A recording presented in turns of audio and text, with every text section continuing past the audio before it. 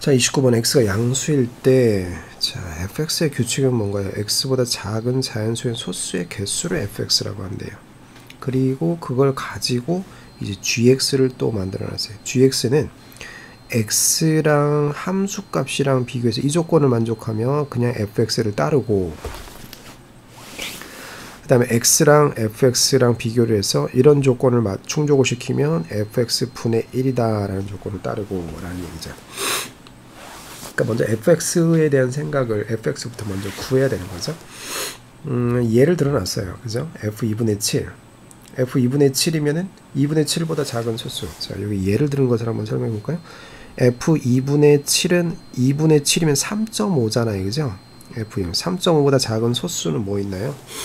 2하고 3밖에 없죠? 두 개죠. 그래서 f2분의 7이 2가 되는 거예요. 그러면 f2분의 7이 2가 되는 거니까 이제 그 x값인 2분의 7하고 함수값의 2배를 비교하는 거죠. f2분의 7이 2니까 여기 2잖아요. 그죠? 그 2배하고 비교를 하는 거죠.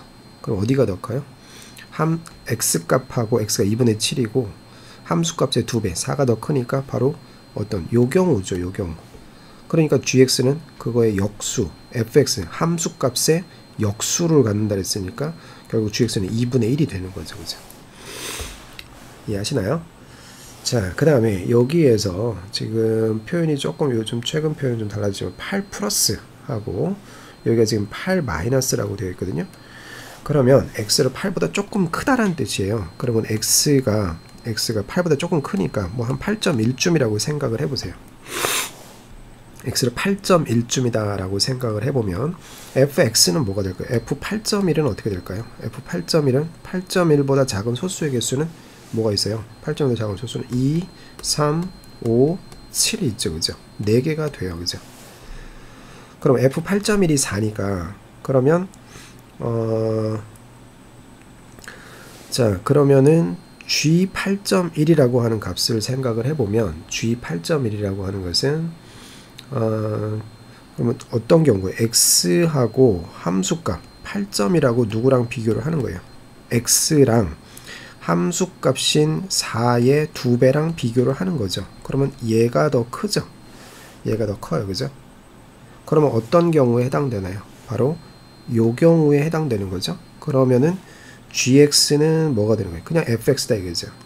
따라서 g8.1의 값은 그냥 fx다 이거죠. fx 함수값을 따라가겠다라는 얘기예요.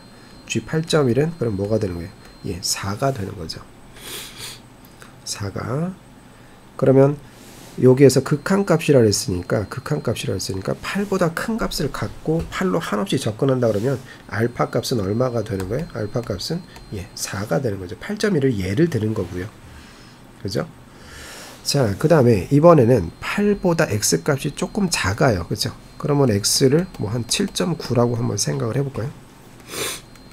그러면 f에 7.9를 한다 하더라도 7.9보다 작은 소수의 개수는 여전히 4개예요. 그죠?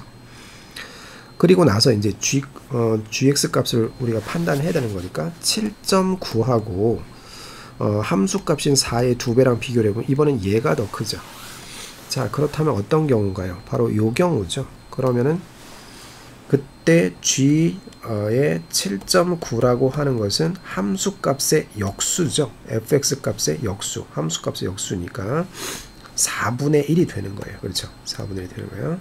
따라서 8보다 작은 값을 가지면서 간다라고 하면 gx 값은 베타가 얼마가 되는 거예요? 베타가 4분의 1이 되는 거다라는 얘기예요. 4분의 1이 되는 거다. 자, 잘 한번 생각해 보셔야 돼요.